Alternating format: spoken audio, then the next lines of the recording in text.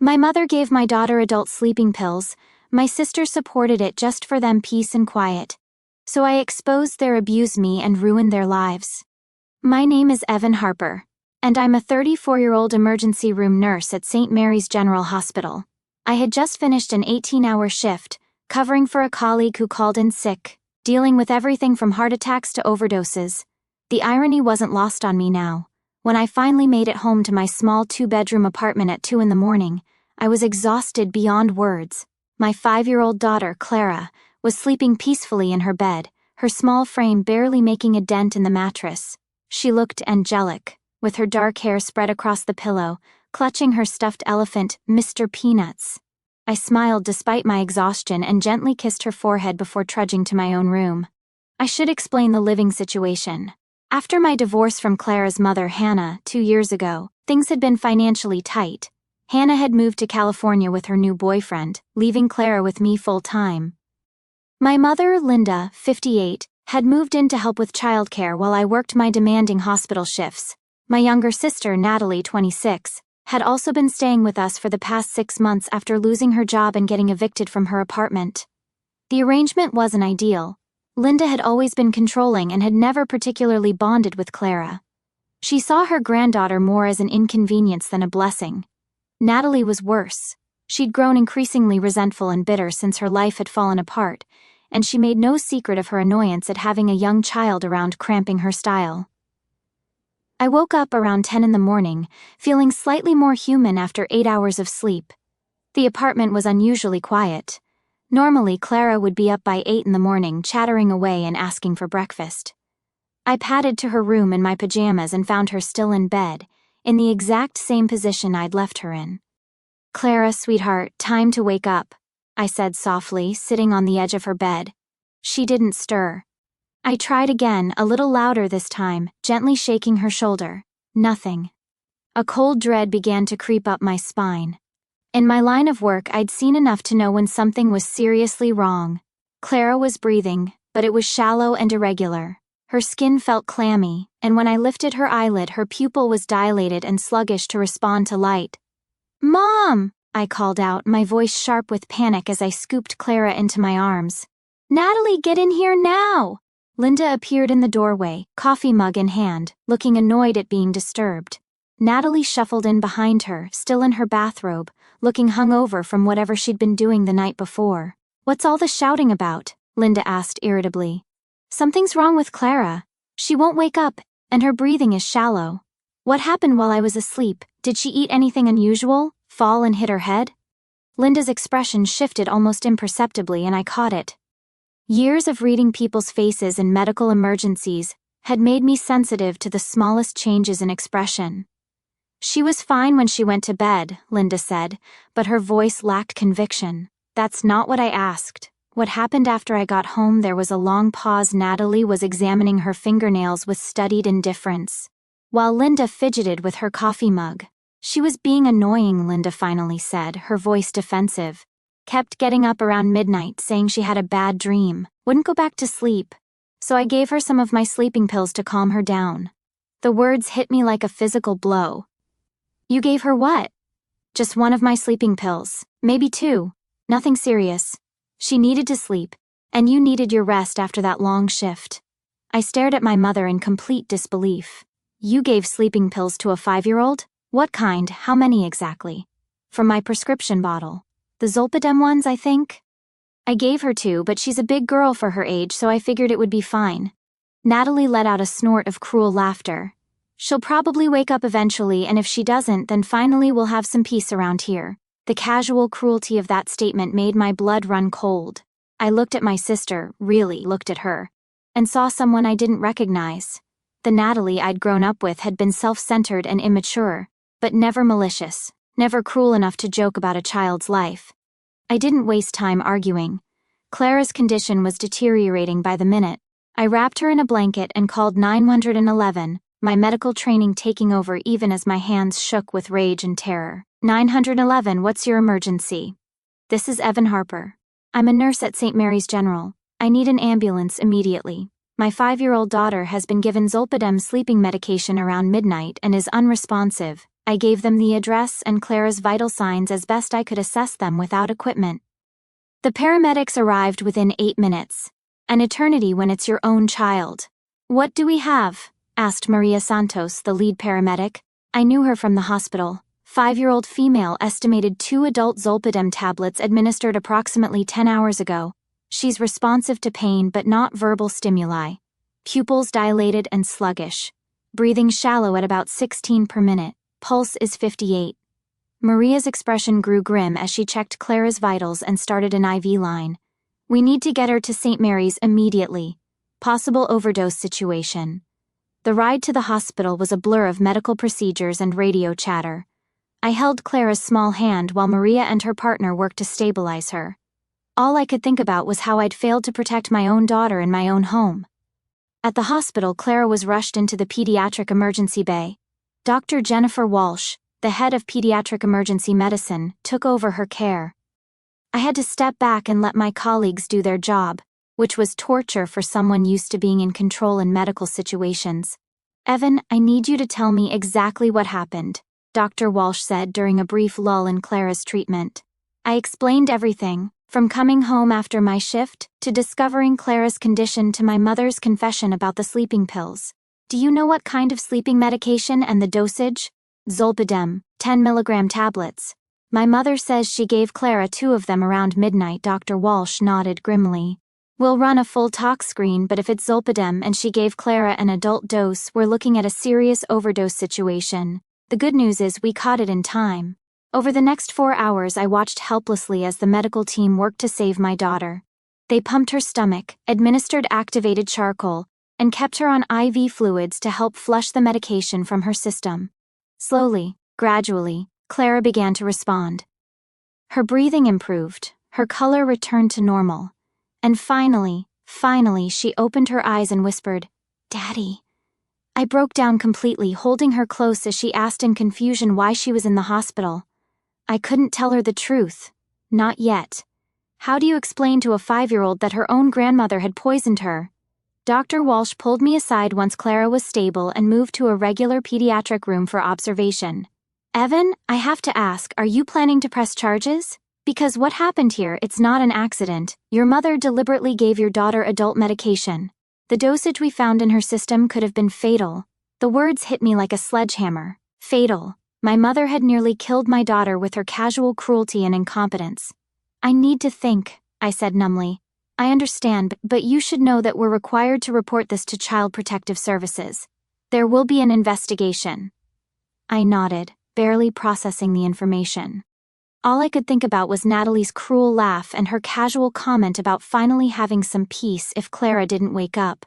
That night, after Clara had been admitted for observation and was sleeping safely under medical supervision, I drove home to confront my family. I'd had 6 hours to think, and the rage that had been building inside me had crystallized into something cold and calculating. Linda and Natalie were in the living room, watching television, when I walked in. They looked up expectantly, as if nothing had happened. "How is she?" Linda asked, with what sounded like genuine concern. "She nearly died," I said quietly. "The doctor said another hour or 2 without treatment, and we might have lost her." Linda's face went pale. "I didn't know. I just gave her what I take for sleep. I didn't think." "You didn't think what? That adult medication might be dangerous for a 5-year-old? You didn't think to call me?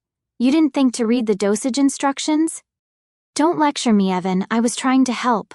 You were exhausted and she was being difficult." Natalie rolled her eyes. "Drama queen much? She's fine, isn't she?" I stared at my sister in amazement. "Fine? She was in a coma for 6 hours. She could have died." "But she didn't," Natalie said with a shrug. "Problem solved." That's when I knew what I had to do. These people, my own family, had endangered my daughter's life and showed no remorse. Worse, they seemed to see Clara as nothing more than an inconvenience to be dealt with. "You're both leaving," I said calmly. "Tonight." "Now wait just a minute," Linda started. "No, you poisoned my daughter, you nearly killed her, and you," I looked at Natalie, "made it clear you wouldn't care if she died. I want you both out of my home immediately. You can't just throw us out." Natalie protested. "I have nowhere to go. Should have thought of that before you expressed your desire for my daughter to die. I was joking. Were you?" Because you didn't seem very concerned when I told you she was in a coma. Linda tried a different approach. Evan, be reasonable. I made a mistake, but I'm still your mother, and you need help with Clara. I need help from people who won't harm her. You're not those people. They both started talking at once, making excuses and protests, but I was done listening. I gave them 2 hours to pack their things and get out. Linda kept trying to negotiate, claiming she had nowhere to go, but I was unmoved. Natalie stormed around the apartment, cursing and throwing things into garbage bags. As they prepared to leave, Linda made one last attempt to manipulate me. You'll regret this, Evan. You can't manage work and Clara by yourself. You'll come crawling back to me within a month. Maybe I will struggle, I admitted, but at least Clara will be safe. Natalie paused in her packing to deliver her parting shot. You're making a huge mistake. That kid is going to ruin your life, and when she does, don't come crying to us. My daughter already is my life, I replied. That's something you'll never understand.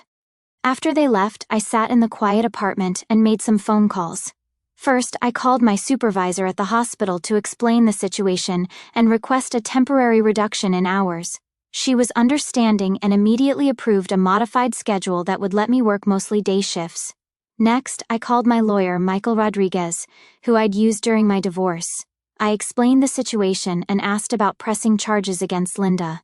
Evan, this is serious. What your mother did constitutes child endangerment at minimum, possibly attempted manslaughter depending on how the prosecutor wants to charge it.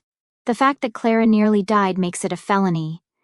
I want to press charges, I said without hesitation. Are you sure? Once we start this process, there's no going back. Your mother could face prison time. She nearly killed my daughter, Mike. If it had been a stranger who did this, would you hesitate to prosecute? No, of course not. Then it doesn't matter that she's my mother.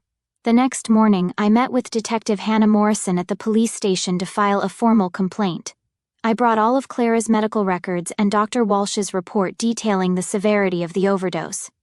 Detective Morrison was thorough and professional. She took my statement, reviewed the medical evidence, and explained the next steps. We'll need to interview your mother and sister. Based on the evidence you've provided, we have grounds for charges of child endangerment and reckless endangerment. Your sister's statements about not caring if the child died could potentially be charged as criminal conspiracy or aiding and abetting. What about my mother's claim that it was an accident? Giving adult medication to a child without medical consultation shows such a disregard for the child's safety that it meets the legal definition of recklessness. The fact that she didn't call for help when the child wouldn't wake up makes it worse. The investigation moved quickly. Linda had moved in with her sister Margaret, while Natalie had found a friend's couch to sleep on. Both were arrested within a week. But before the arrests, I had already begun implementing my own form of justice. I started by documenting everything, every conversation, every cruel comment, every moment of their callous indifference toward Clara. I kept detailed notes, saved voicemails, and even recorded some of our phone conversations, legal in our state with single-party consent. Linda called me repeatedly after being kicked out, initially trying guilt and manipulation.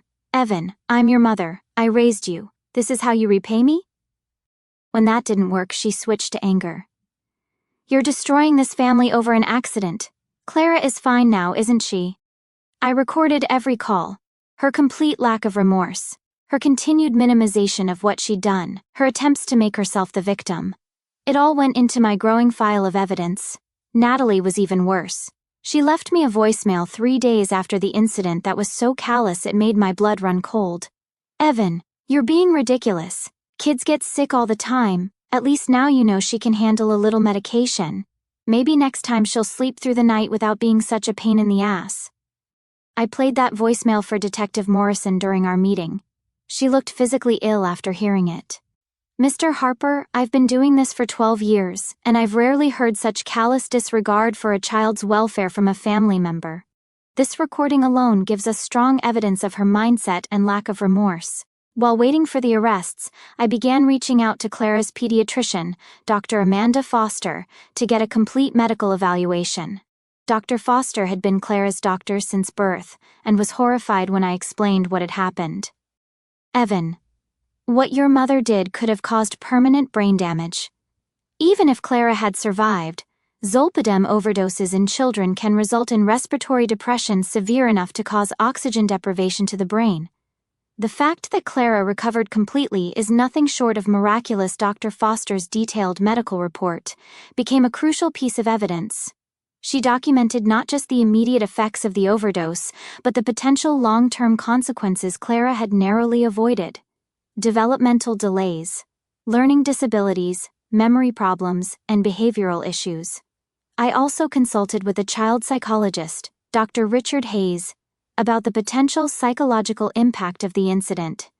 Even though Clara didn't remember the poisoning itself, Dr. Hayes was concerned about the family dynamic that had led to it. Children are incredibly perceptive, Dr. Hayes explained during our consultation. Even if Clara doesn't consciously remember being poisoned, she likely picked up on the negative attitudes toward her from your mother and sister.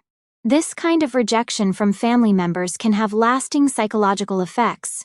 This consultation led me to enroll Clara in play therapy, both as a precaution and to document any psychological trauma for the legal case. Clara's therapist, Maria Gonzalez, noted that Clara initially showed signs of anxiety around older women, particularly those who resembled Linda. She becomes very clingy when she encounters women of your mother's age and build, Maria reported. She also frequently asks if I'm going to make her sleep during our sessions. This suggests she has some subconscious memory of the incident. Armed with this evidence, I met again with the prosecutor, Assistant District Attorney Patricia Harper. She reviewed all the documentation I'd gathered, the medical reports, the psychological evaluations, the recorded conversations, and the detailed timeline of events. Harper, this is one of the strongest child endangerment cases I've seen in terms of documentation and evidence. Your background in healthcare has clearly helped you understand the importance of thorough documentation. She explained that the recorded conversations would be particularly damaging to Linda and Natalie's defense. Their complete lack of remorse, combined with Natalie's continued callous comments, showed a pattern of indifference to child welfare that went beyond a simple mistake. Linda was charged with first-degree child endangerment and reckless endangerment. The prosecutor explained that the severity of Clara's condition and the potential for fatal consequences elevated the charges to felony level. She was looking at 2 to 5 years in prison if convicted. Natalie was charged with criminal conspiracy and failure to report child abuse. Her statements about not caring if Clara died, combined with her failure to call for help despite knowing Clara was in distress, made her legally culpable as well. But the legal charges were just the beginning of my revenge plan. I had spent weeks developing a comprehensive strategy to ensure that the consequences of their actions would follow them for years to come. I started by creating a detailed timeline document that included not just the poisoning incident, but years of Linda's inappropriate behavior toward Clara.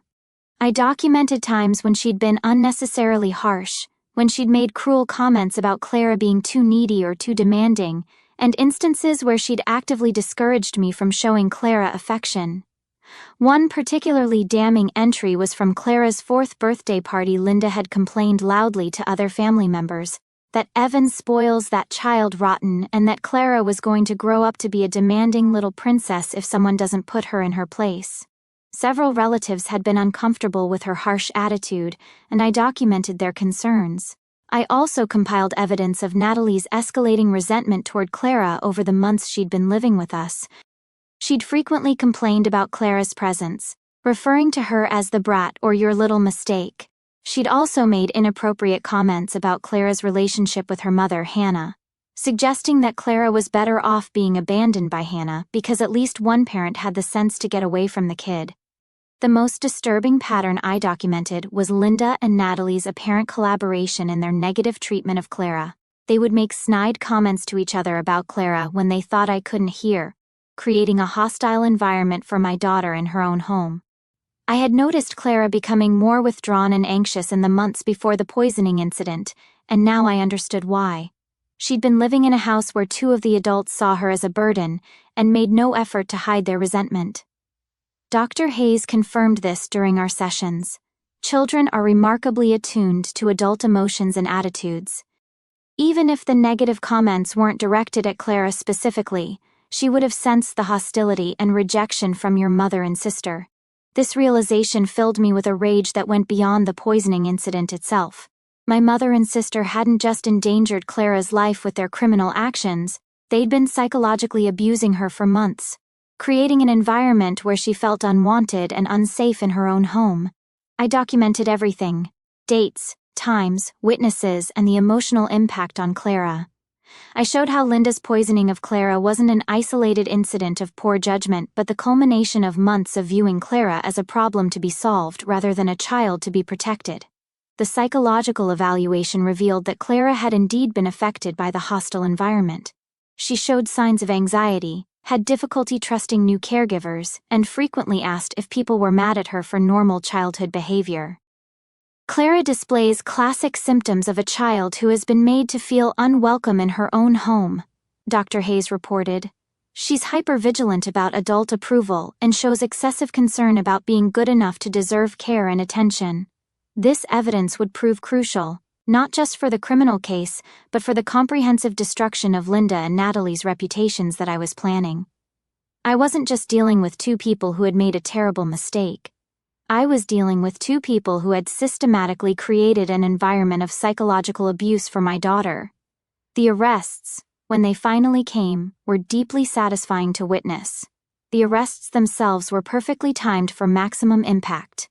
I had quietly tipped off a reporter from the local newspaper about when the arrests would likely occur, providing them with background information about the case. When the police arrived at Margaret's house to arrest Linda, a photographer was conveniently nearby to capture her being led away in handcuffs.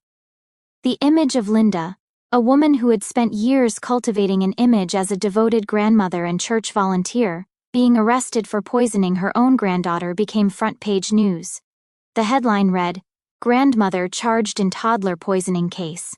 Natalie's arrest was equally public. She was taken into custody at a local restaurant where she'd been having lunch with potential employers, people I had identified through her social media posts and quietly contacted beforehand.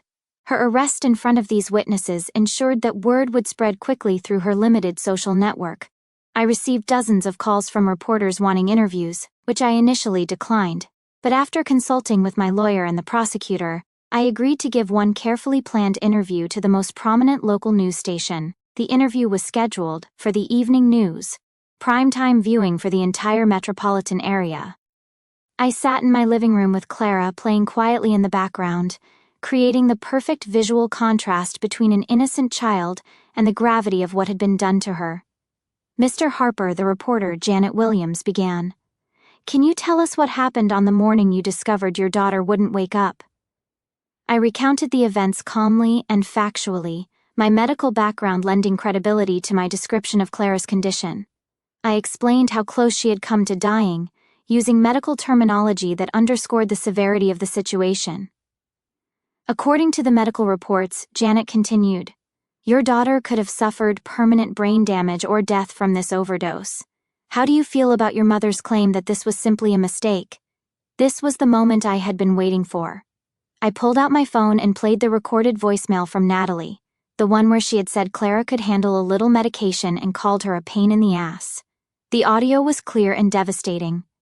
"This voicemail was left by my sister 3 days after Clara nearly died," I said quietly. "I think it speaks for itself about whether this family truly viewed what happened as a serious mistake or just an inconvenience." The reporter's expression showed genuine shock at Natalie's callous words. This voicemail would be played on every news broadcast for the next week, ensuring that everyone in the city heard Natalie's true feelings about Clara's near-death experience. But the most powerful moment came when Janet asked about Clara's recovery. "Clara is doing well now," I said, glancing toward where she was playing with her blocks, but I shudder to think what could have happened if I hadn't come home when I did. As a medical professional, I see the effects of child abuse and neglect regularly. I never imagined I'd see it in my own home. The interview aired that evening and was immediately picked up by regional news networks.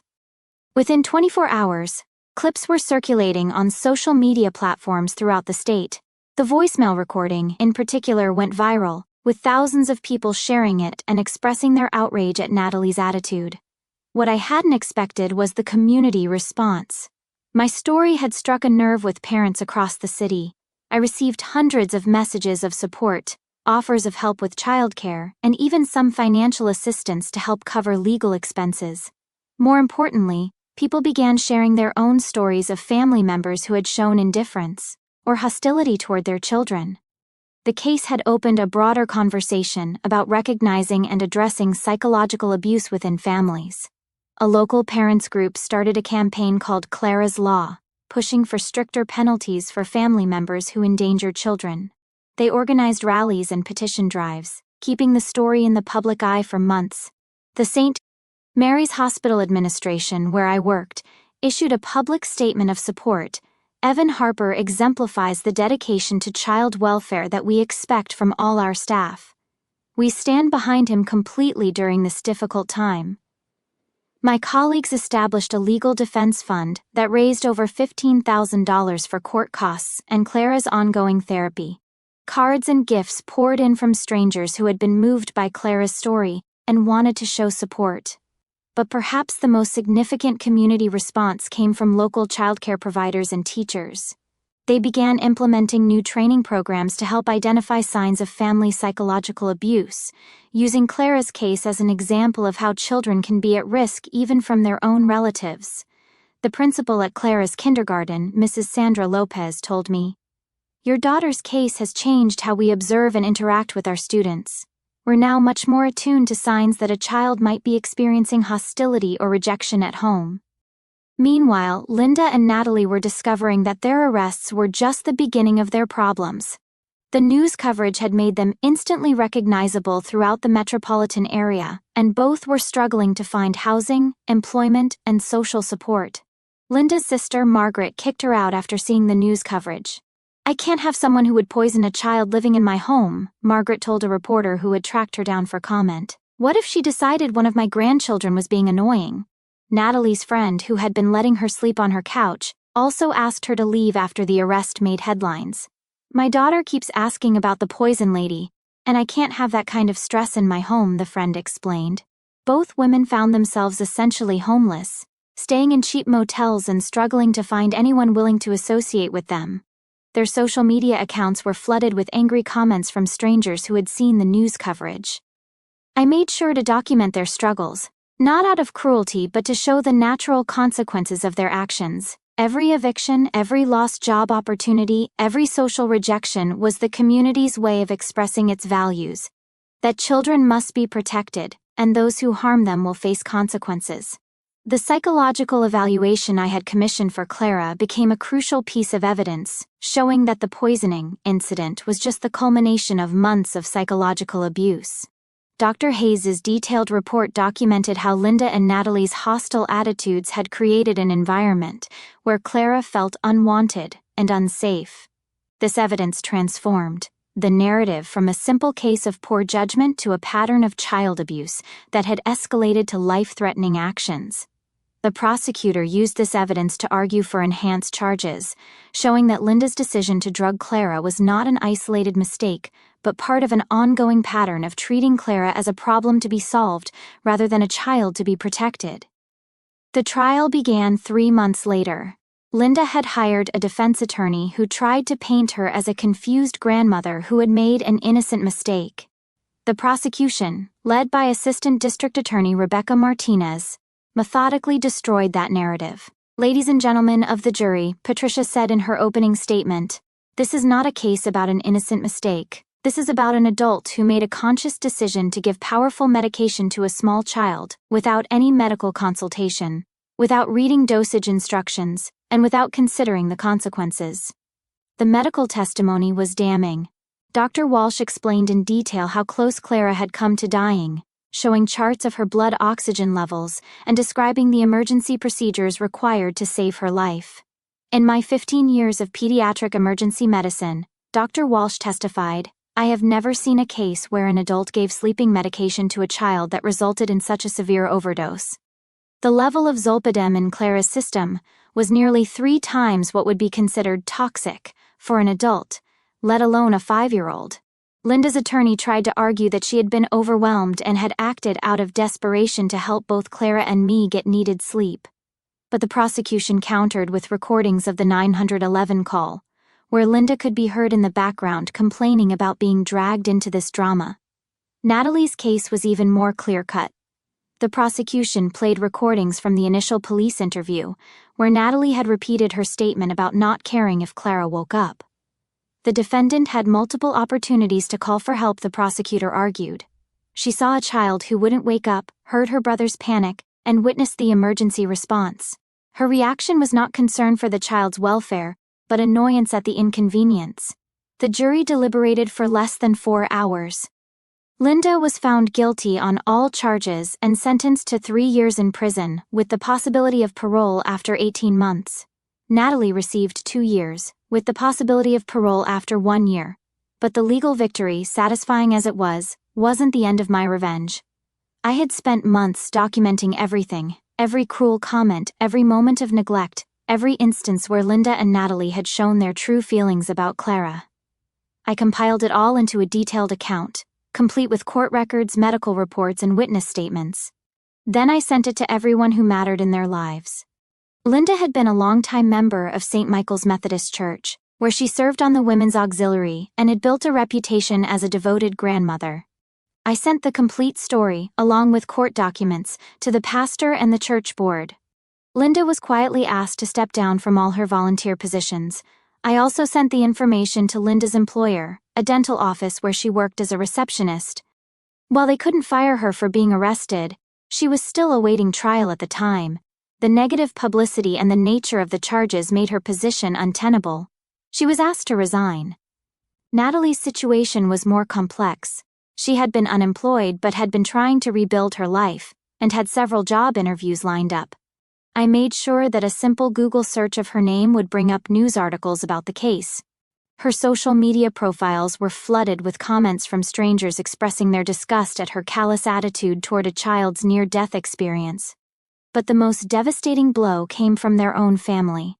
Linda's sister Margaret, who had initially offered Linda a place to stay, kicked her out after reading the full account of what had happened. "I can't have someone who would poison a child in my home," she told Linda. "What if you decided one of my grandchildren was being annoying?" Natalie's friends began distancing themselves as well. The friend whose couch she'd been sleeping on asked her to leave after her own young daughter asked uncomfortable questions about the lady who gave poison to the little girl. Linda ended up in a halfway house before her trial, isolated from family and friends. Natalie moved into a cheap motel room, paying by the week and struggling to find anyone willing to associate with her. The social media campaign was particularly effective. I created a detailed Facebook post explaining exactly what had happened, including photos of Clara in the hospital, and copies of the medical reports with personal information redacted. The post was shared thousands of times within the local community. Every potential employer, landlord, or romantic interest who searched their names online would find the story. Natalie, in particular, found it nearly impossible to date. Men would recognize her from the news coverage or social media posts and immediately lose interest. Linda's church friends, who had once relied on her for advice and fellowship, now crossed the street to avoid her. The woman who had once been respected as a pillar of the community was now known as the grandmother who had poisoned her own grandchild. The financial impact was significant as well.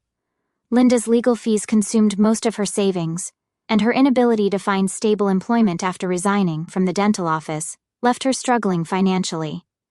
Natalie, already in a precarious position, found herself completely unable to rebuild her life with the constant shadow of the case following her. 6 months after the trial, I received a letter from Linda in prison. She begged for forgiveness and claimed she was ready to make things right. She wanted to see Clara and be part of her life again. I wrote back with a single sentence: "You lost the right to be Clara's grandmother when you poisoned her." Natalie sent several messages through mutual acquaintances, claiming she had been joking and didn't deserve to have her life ruined over a misunderstanding. I ignored them all. Clara, now 6 years old, had thankfully recovered completely from her ordeal. She had no memory of that terrible night, and I intended to keep it that way until she was old enough to understand. We had moved to a new apartment in a better neighborhood, and I'd found excellent childcare through the hospital's family services program. The most satisfying moment came almost a year after the trial.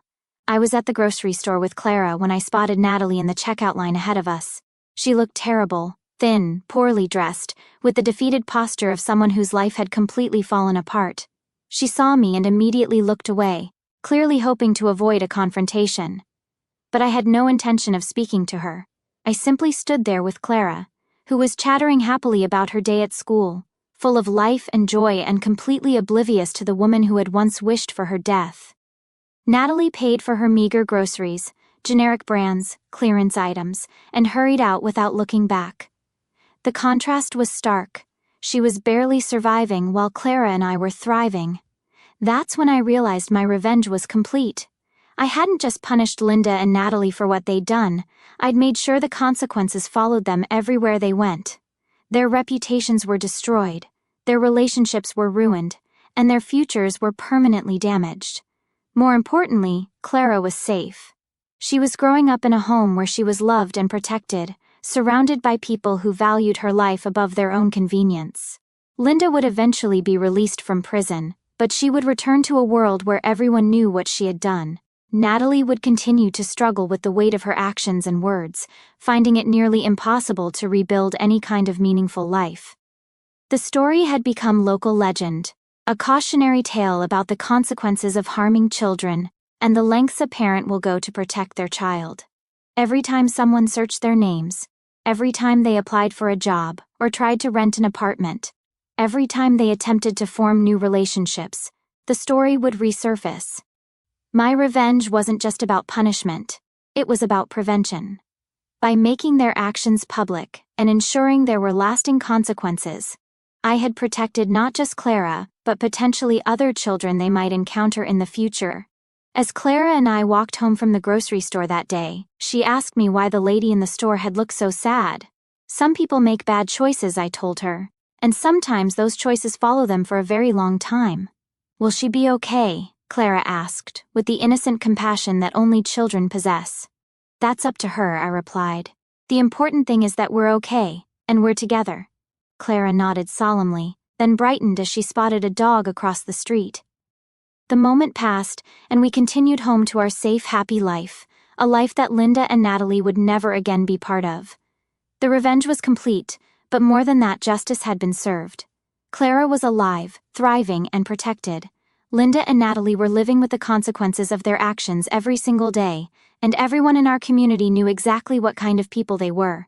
Sometimes the best revenge isn't just getting even, it's making sure the truth is known and that there are real, lasting consequences for inexcusable actions. In destroying their reputations and future prospects, I had ensured that Clara would never again be at risk from their cruelty and indifference. The fluorescent lights in that hospital corridor had been the beginning of my nightmare, but they had also lit the path to justice. Clara was safe, and that was all that mattered.